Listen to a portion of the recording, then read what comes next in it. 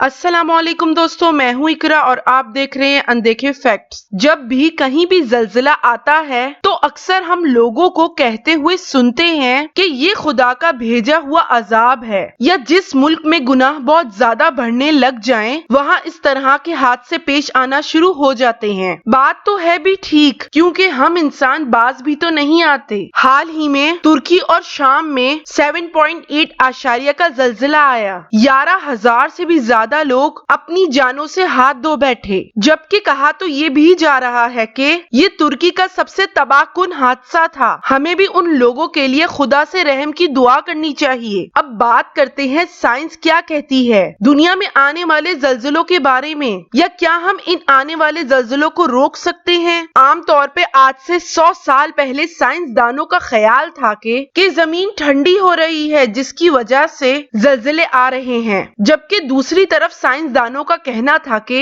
जमीन के अंदरूनी हिस्से में आग का लावा उबल रहा है और इसकी बेपनाह हरारत की वजह से जमीन की तहों में इंतहा की गर्मी बनने की वजह से जलजिलों की सूरत में बाहर निकलती है। लेकिन एक नजरिया ऐसा भी है जो बहुत मकबूलियत रखता है, वो है प्लेट टेक्टोनिक्स, जिसको दुनिया भर के साइंसदानों ने तस्लीम भी किया कि जमीन की अंदरूनी परत कई प्लेटों में तकसीम है। जब जमीन के अंदर उबलता हुआ लावा, जिसे मैग्मा कहते हैं, जब वो हद से ज्यादा गर्म हो जाता है और झटके देना शुरू कर देता है, तो इसका सारा असर जमीनी प्लेटों में ईंधन का काम करता है। ये प्लेटें आगे पीछे या ऊपर नीचे की जानिब घिसकती हैं, या आसान लफ्जों में ये कहा जाए कि इन प्लेटों का दरमियानी रास्ता ज्यादा बढ़ जाता है। जलजिला ज्यादातर उन मुल्कों में आता है जो इन प्लेटों के जॉइंट पर हो। जब जमीन पर दरारें पैदा होती हैं, तो इनसे वाइब्रेशन पैदा होती है, जिन्हें हम आसान लफ्जों में जलजिले या अर्थक्वेक कहते हैं। ज़ेरे जमीन का वो मकाम जो मैग्मा का निशाना बनता है, उन्हें महल फोकस का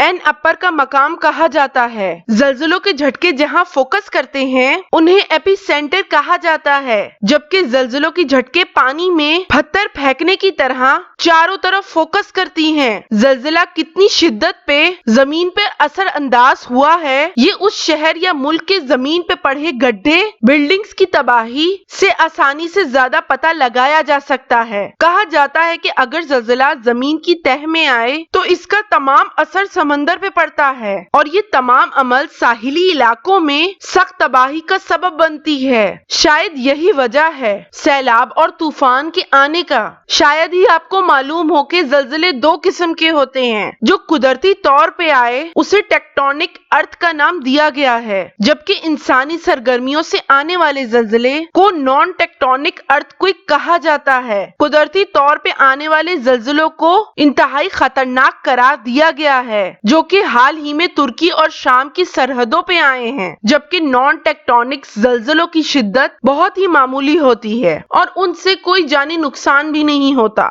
जलजिले का असर मुख्तलिफ इलाकों में मुख्तलिफ तरह से हो सकता है। जरूरी नहीं कि मुल्क के तमाम हिस्सों में जलजिले आएं। जलजिलों की वजह से कुछ इलाके तो तबाह हो जाते हैं, जबकि मुल्क के बाकी इलाके महफूज भी रहते हैं। जलजिले की लहरें 25,000 फी घंटे के वक़्त से फैलती हैं। ये निहायत तबाहकुन साबित होती हैं। जरूरी नहीं कि जलजिले सिर्फ जमीन या जहां इंसानी आबादी हो वहीं आए। जलजिले समंदरों की गहराइयों में या सहराओं में भी आ सकते हैं। समंदरों में आने वाले जलजिले अक्सर तूफान का रूप ले लेते हैं, जिन्हें काबू करना काफी मुश्किल भी साबित हो सकता है। शायद आपको मालूम ना हो कि ज्यादातर जलजिले समंदर की गहराइयों में या जमीन के निचले हिस्से में ही आते हैं, मगर शायद हमारे बड़े बिना किसी तहकीक के सही कहा करते थे कि जब जमीन पर ज्यादा गर्मी हो जाती है तो जलजिले आना शुरू हो जाते हैं। हमारी वीडियो कैसी लगी हमें जरूर बताइएगा। वीडियो देखने का शुक्रिया।